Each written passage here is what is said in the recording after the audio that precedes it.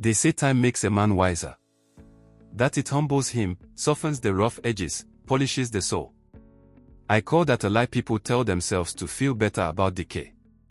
Time doesn't polish, it erodes. My name is Spencer Caldwell. I'm 74 years old. I live alone in a house that once echoed with laughter and clinking glasses, now it only creaks. The walls are clean, the furniture dusted, the garden modest but trimmed. It's not filth I fear, it's forgetting. I watch the world through thick windows, drink my tea without sugar, and wrap the same warm plaid blanket around my knees every morning as if it were armor. It smells like mothballs and resignation.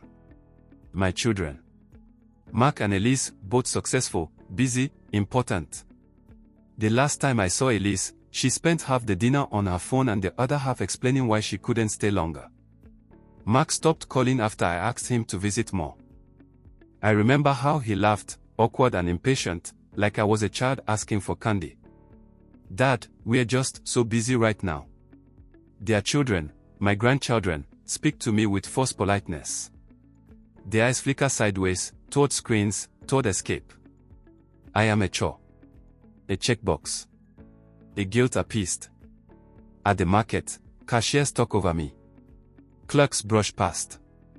Once, I stood at the pharmacy counter for 11 minutes, I counted, before anyone noticed me. Even then, they looked through me, like I was a question they didn't want to answer. In the hospital, it's worse. The nurse said to the doctor, "He's just old, probably confused." I wasn't confused. I heard her. I remember every word. That's the funny thing, when no one thinks you matter, they stop hiding what they really think. I'm not angry. Not yet. But the silence they wrap me in, it's thickening. It presses against my chest at night like a pillow. It tries to convince me that I'm disappearing. That my time has passed. That I was once a king, and now I am just a relic. But they are wrong. They think time took everything. My strength. My presence. My voice. But fire doesn't go out, it sinks deeper. It waits. I write every day. Just a line or two. In a notebook I keep under the floorboard beneath the tea cabinet. A ledger of small humiliations. Of forgotten birthdays, of missed calls, of moments that would mean nothing to anyone else, but not to me. Because there is a difference between being forgotten and choosing to be unseen. And I have chosen, now, to wait. I watch. I listen. I remember. And I do not forgive. There was a time when my name made doors open before I even knocked. I remember the sound of my shoes on marble floors, sharp, clean, decisive. The meetings at dawn, the cold coffee on the desk, the contracts with sweat and blood between the lines. I remember walking into a room and feeling it shift. Not out of fear, no, fear is cheap. Out of respect. Earned. Built. Layered like steel. I built my company from nothing. Not from a startup with dreams or investor decks, from overdrafts, pawned watches, sleepless nights, and the iron weight of responsibility. The 90s were a battlefield. I watched friends fall to loans and greed. I pulled through, barely, because I knew how to play the long game. I remember holding Elise when she had pneumonia. I remember signing the papers that guaranteed Mark's Ivy League tuition, putting up the house as collateral. I remember hiding the foreclosure letters from their mother just to keep her smiling. I took bullets no one even saw coming. I stood between my family and the wolves. I buried partners who betrayed me, outplayed them without ever raising my voice. My word was a weapon. My silence, a verdict. They used to call me a samurai in a suit. Honor wasn't some abstract code to me, it was survival. I never lied. Never stole. I took only what I earned, and even then, I made sure others had more. My people were loyal not because I paid well, but because I protected them. Now those same people don't return calls. One of my old lieutenants owns 3 car dealerships. I walked into one 2 years ago. He looked me in the eye and called me, "Sir," like I was a stranger asking for a test drive. And my children. They only remember the absences.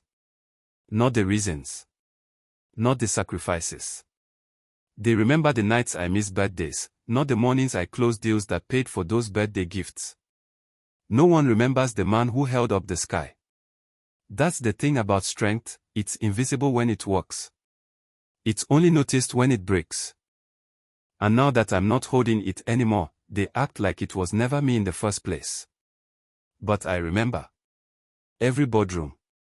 Every handshake. Every betrayal I turned into an advantage. Every life I helped build. They think the past is dead. But I carry it like a blade beneath the coat. Still sharp. They don't realize what it means to underestimate a man who once moved empires and now has nothing left to lose. And no one left to protect. Only one thing left to prove. It's not the big things that break you. Not the silence of the holidays. Not the echo of a phone that never rings. Not even the look on your son's face when he pretends he has a meeting, just to avoid sitting with you for 10 more minutes.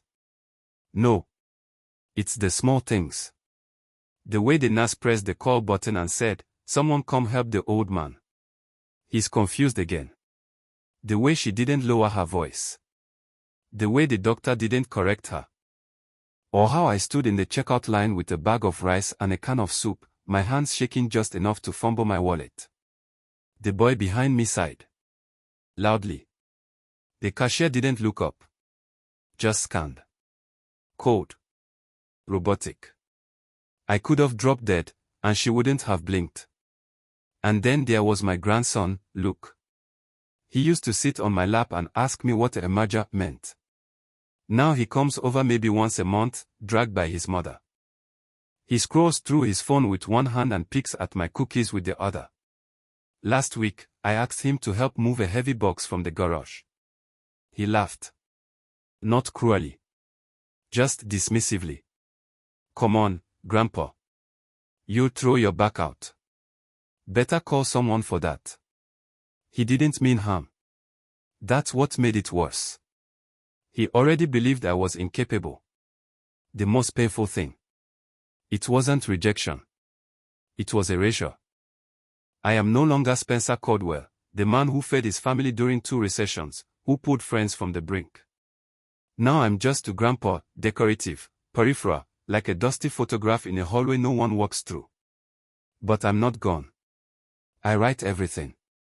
In my notebook, I don't just track dates, I track patterns. Habits. Weak spots. I know Mark's company just landed a new tech client. I also know the CEO of that client. We played chess together every Thursday 20 years ago. I know Elisa's foundation is laundering donor money through a third-party shell. She doesn't realize the accountant she trusts used to work for me. I know Luke's girlfriend is plagiarizing her research papers. And I know her professor's daughter is married to someone whose business I once saved. I write. I observe. I prepare. My pain isn't weakness. It's pressure. And pressure, applied just right, is how you break still. No one sees me. That's good. That's perfect.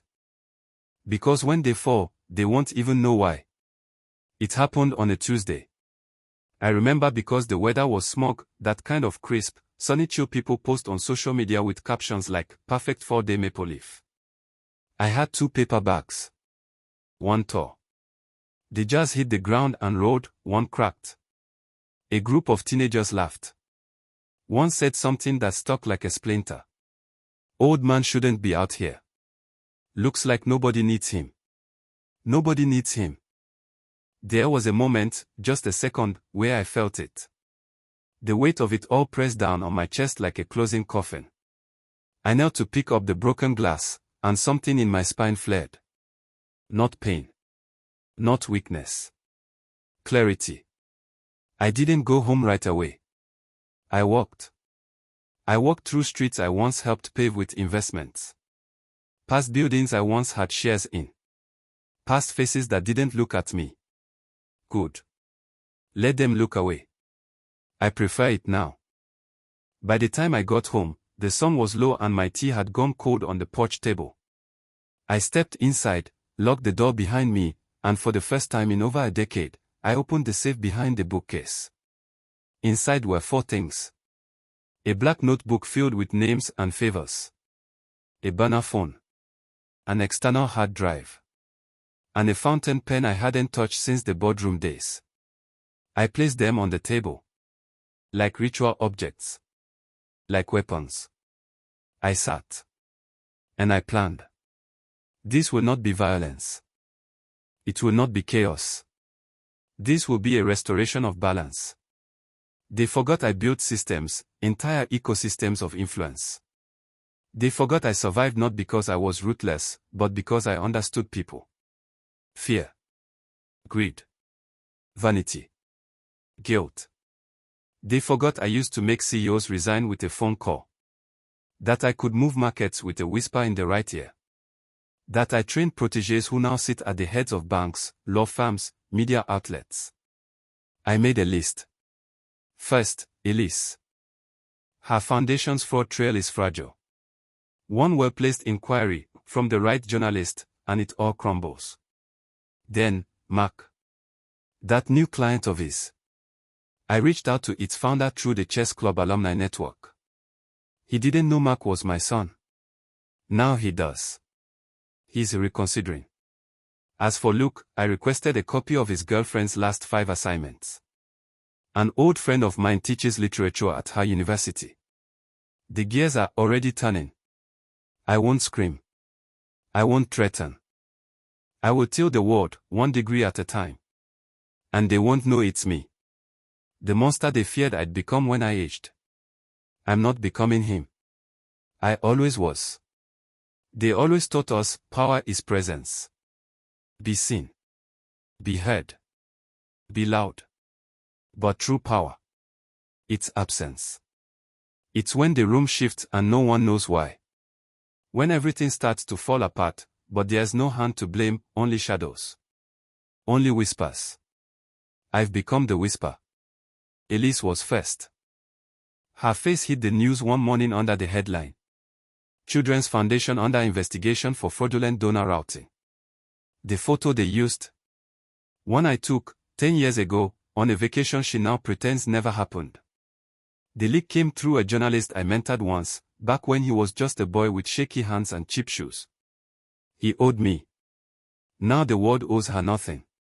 Mark was next. His big client. Gone. Dropped him overnight, quietly, without a reason. I'd had one conversation with the CEO, over whiskey and old war stories. He said, I had no idea he was your son. I said nothing. Just raised my glass. A week later, Mark called me. Not to talk, to panic. To cry, in that silent, breathless way men do when they think the world is ending. I let the call ring out. Look. He lost his scholarship. Academic dishonesty. His girlfriend's plagiarism trail exposed in a faculty email that somehow got leaked to the review board. I didn't even need to make a call. I just nudged one domino. The rest felt like they were waiting for it. They all tried to call now. Elise left 5 voicemails last night, her voice cracking like old porcelain. Mark sends long text about how things got complicated and can we talk. Luke came to my house once. Stood outside for 30 minutes. Never knocked. Just looked at the door like it might open itself. But I am not a door. I am the wall they build their lives on, and now that wall is shifting. Inside my house, everything is still. I wake at 5. Make my tea. Sit by the window. Not in weakness. In control. Because I do not need to shout anymore. I have become undeniable by being invisible. Their homes feel colder now. Their shadows longer. Not because I haunt them, but because they haunt themselves, finally forced to face who they are when no one holds the weight for them.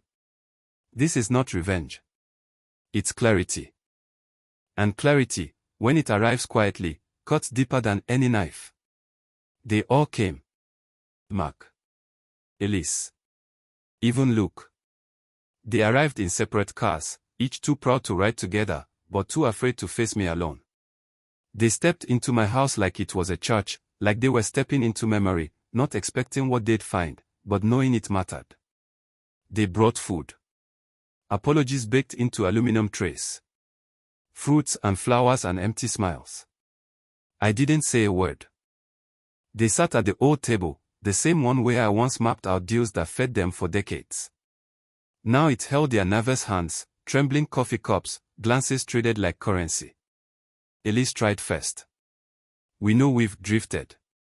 Life got. I looked at her. Just once. And she stopped. Because my silence now is not absence. It's a presence too heavy for them to carry. Mark stared at the floor. He always hated silence. He's afraid of spaces he can't fill with noise. Luke. Luke looked me in the eyes for the first time since he turned 15. His mouth opened. Then closed. And that was enough. I didn't need confessions. Didn't want forgiveness. This wasn't about making peace. This was about being seen. And they saw me now. Not as their father. Not as their grandfather. But as the man who had waited, and watched, and returned without raising his voice. After they left, I sat alone. Not in bitterness. Not in triumph. In truth.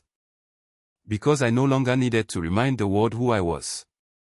I had already done what most men never dare, I made them see themselves. Not their versions. The real ones. Stripped bare of illusion, reflected in the mirror I held up from the shadows. That's the cruelty of age, people think it softens you.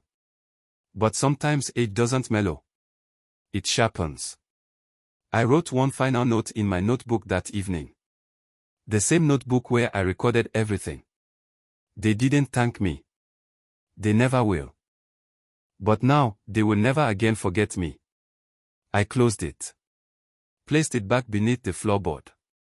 Not because the war was over. Because the lesson had been taught. And if the world forgets again, then I will rise again. Not with anger. But with clarity. Because old age is not a sunset. It's the shadow that stretches long before the night. Subscribe and like. And tell your friends about this video.